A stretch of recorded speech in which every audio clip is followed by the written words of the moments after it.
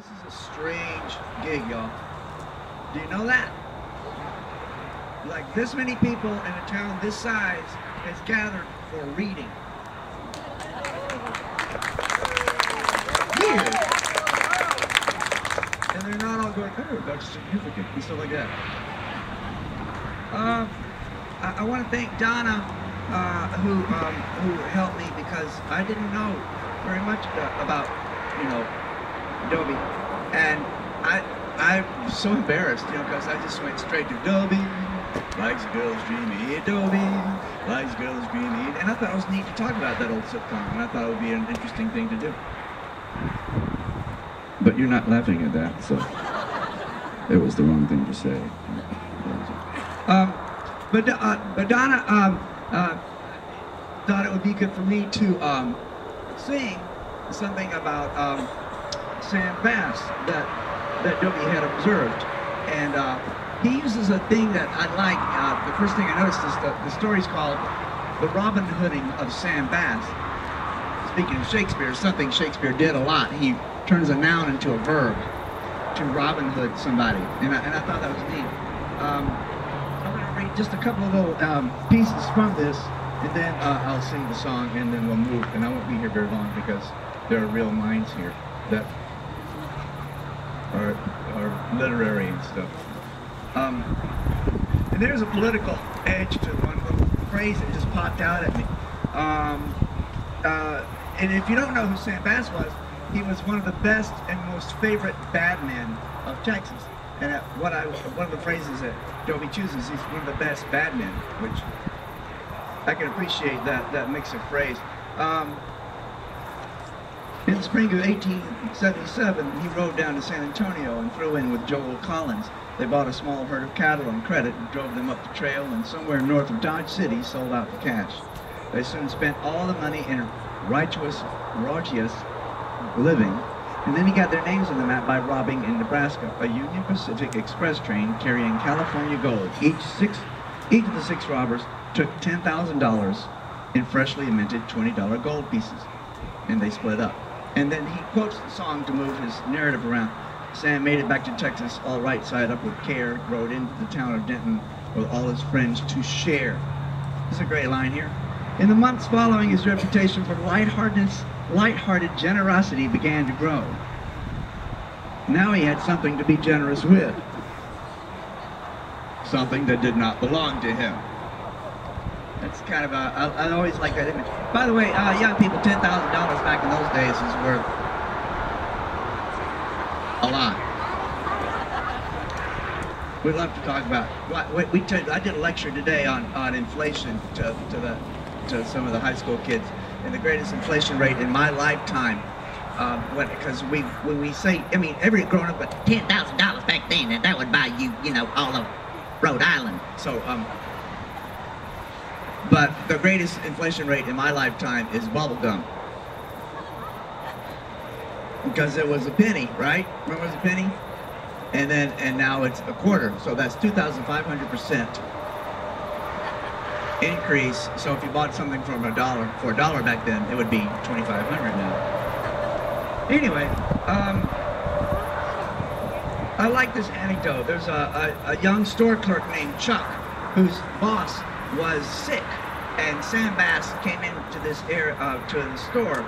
A whole bunch of strangers. They walked in the door, and Chuck was alone at the store that day, his employer being sick at home. One of the strangers, a pleasant-featured and pleasant-voiced man, said he wanted to buy a suit of clothes. Chuck was able to fit him with the best grade of wool in stock. The purchaser handed over two $20 gold pieces and said he would put the new suit on now. Chuck went into the safe, and he had not yet opened it for change. After he had worked the combination, he opened the door and pulled out a tray full of money. He became aware of the man in the new suit standing at his side. "Son," the man said, "that's a good deal of money." Chuck explained that the town had no bank, and their cash had to be sent by stage or taken in person to Terrell for banking, and that the illness of his employer had prevented him from attending to that matter. The stranger advised him not to let anybody who came along see how much money was in the safe. And then he rode away. Sam Bass was killed at Round Rock in the closing war. They were identified as having come from the Kate's Dry Goods in Kaufman. Here's the line that popped out at me. This is going to get me in trouble. I shouldn't read this. But it's not my fault. Dobie wrote this. I've lost my little place here. Hold on a second. Papers. I've never worked with papers on stage. It's intimidating. And it's gone. Oh, here it is. This is great.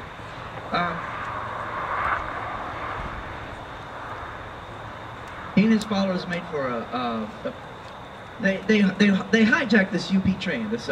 They robbed this train. They got a lot of money. From then on, they didn't make a lot. And then Sam Bass was famous for his generosity and this is right. He had not been robbing people unless they happened to be on the board of train. He had been robbing corporations.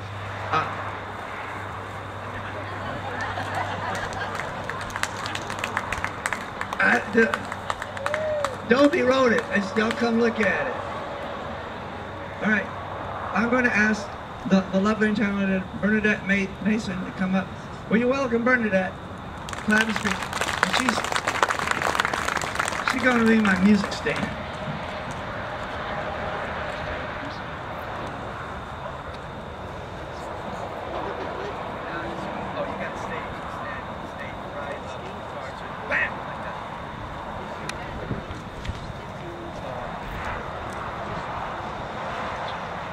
Yeah, I just wanted to put everybody in friends.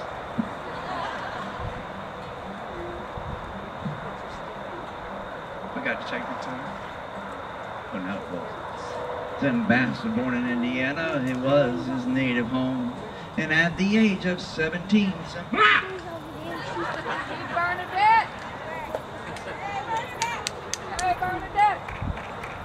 will you welcome Bernadette to the stage?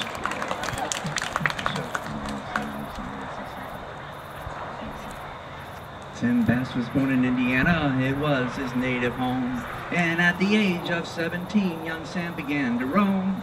Sam first came out to Texas, a cowboy for to be, a kind-hearted fellow you'd seldom ever see. Sam used to deal in race stock, one called the Denton mare. He matched her in some scrub races and took her to the fair. Sam used to coin the money and spend it just as free. He always drank good whiskey wherever he might be. Sam left Collins Ranch in the merry month of May with a herd of Texas cattle, the Black Hills for to see. He sold out in Custer City and got out on a spree, a heartier set of cowboys you'd seldom ever see. On their way back to Texas, they robbed the UP train and then split up in couples and started out again. Joe Collins and his partner were overtaken soon, and with their hard-earned money, they had to meet their doom. Sam made it back to Texas, all right side up with care. He rode the town of Denton with all his friends to share. Sam's life was short in Texas. 3 robberies did he do. He robbed the passenger mail cars and express cars too. Sam had 4 companions, 4 bold and daring lads. They were Richardson and Jackson, Joe Collins and Old Dad. 4 more bold and daring cowboys the Rangers never knew. They were with the Texas Rangers and ran the boys in blue.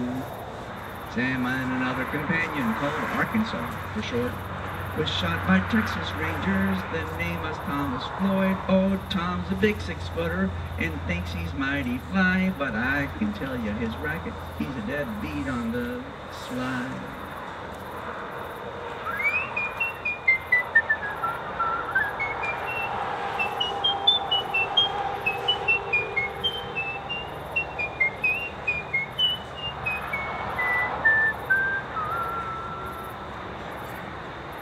Jim Murphy was arrested and released on bail. He jumped his bond at Tyler and then took for the Terrell. But Mayor Jones had posted Jim was all on a stall. 'Twas only plain to capture Sam before the coming fall. Sam met his fate in Round Rock, July the 21st. They pierced poor Sam with rifle balls and emptied out his purse. Poor Sam, he is a corpse, 6 foot under clay, and Jackson's in the bushes, trying to get away. And he sold out Sampa Barnes and left her friends to mourn. Oh, what a scorching chin we'll get when Gabriel blows his horn. Perhaps he got to heaven, there's none of us can say, but if I'm right in my surmise, he's gone the other way. Thanks. Thank you so much, y'all.